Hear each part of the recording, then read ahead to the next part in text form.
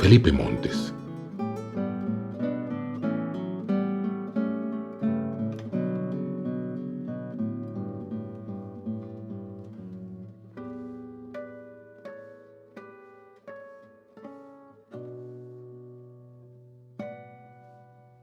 Con respecto a los monólogos internos del vigilante y, y en relación con otros monólogos de personajes míos, pero específicamente con respecto a los monólogos internos, al pensamiento del vigilante, que antes era una novela publicada por Plaza y Janés y que ahora incrusto en la tercera parte de La Hacienda de la Soledad. Hay algunos detalles que me han preguntado que me parecen interesantes. Alguien me dijo, bueno, ¿cómo se pueden llamar estos monólogos internos si están escritos en segunda persona? Porque todo el vigilante está escrito en segunda persona. Me parece que el tono para narrar vigilantes, para explorar vigilantes, es muy cómodo hacerlo en segunda persona.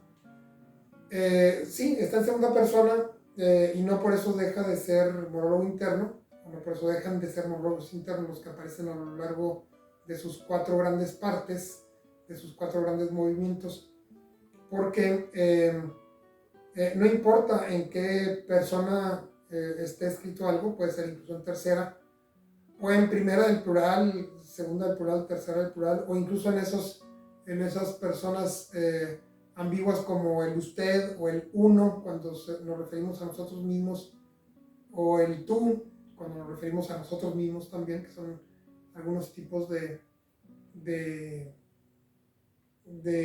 fractales en cuanto a persona gramatical.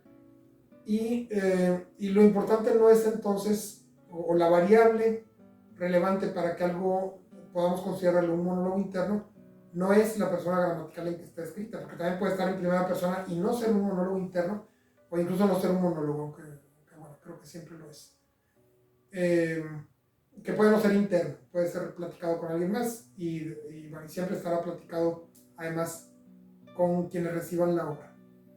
Si la voz narrativa o el autor, que en mi caso voz narrativa y autor, voz narrativa y voz del autor es la misma, si yo quiero estar diciéndole al vigilante todo lo que está pensando, narrar lo que está pensando y que piensa libremente, o incluso ordenarle qué es lo que debe pensar en esta mezcla del modo imperativo y el modo indicativo, pues no cabe duda de que al hablar de pensamiento estoy explorando su psique y no cabe duda de que se trata de un monólogo interno. Un monólogo interno que si ustedes quieren es mío sobre el vigilante soy yo.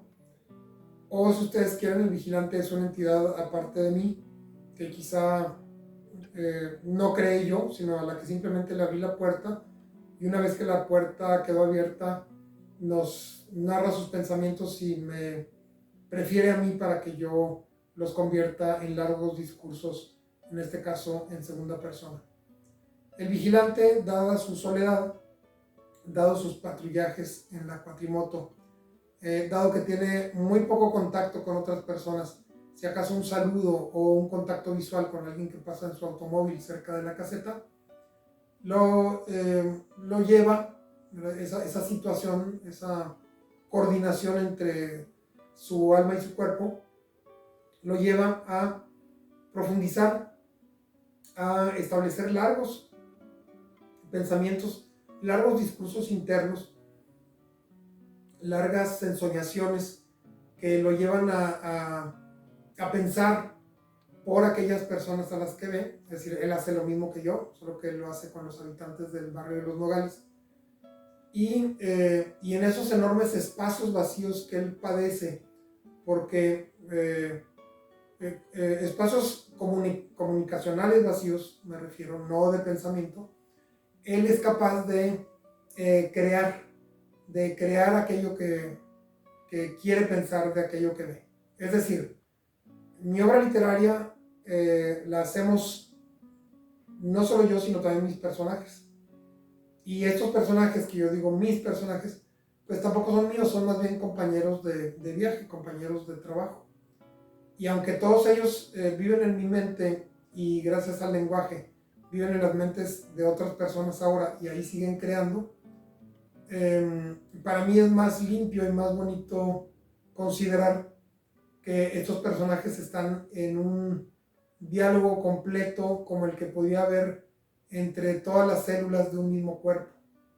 Y más entre todas las células de un mismo cuerpo bien coordinado, como puede ser el de un hongo. Como hay casos en que un organismo tiene una coordinación central a través de un cerebro y un sistema nervioso central, pero también como a veces los mensajes electroquímicos o bioquímicos se transmiten de maneras mucho más aromáticas, de maneras más palpables. Y eso es lo que considero que pasa en el lenguaje de Monterrey. Una palabra dicha en una parte inicial como la casa natal va y resuena en una parte muy distante como el enrabiado o como la maestranza o como la hierbabuena o incluso más allá las piedras, que es ya la parte final. Como dos electrones o dos partículas de las que a pesar de que se encuentren a una gran distancia una de la otra, se comportan de manera paralela, de manera similar o incluso de manera idéntica. Entonces, sabemos, aunque no es muy aceptado, que cambiarle una sola palabra a una obra literaria la convierte en otra obra literaria.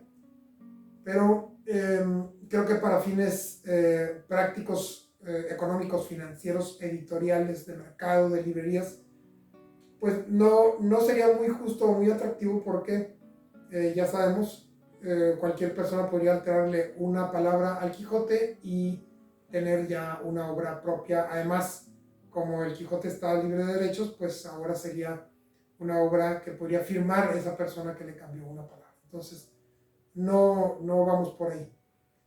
Los monólogos internos, entonces, son cajas chinas, muñecas rusas.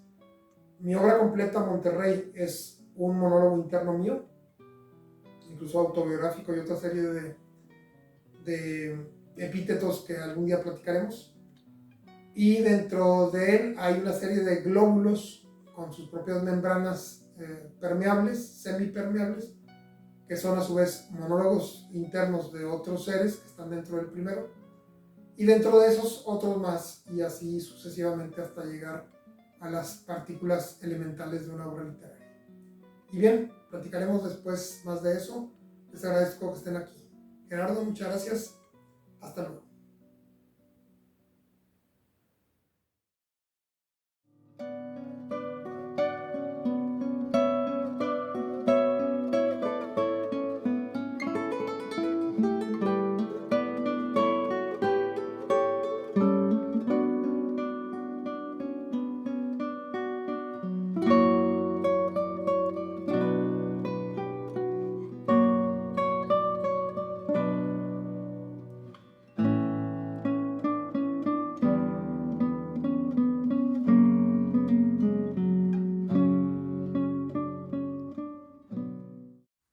La Hacienda de la Soledad, una experiencia fantástica y fuerte para amantes del realismo mágico, está en Amazon.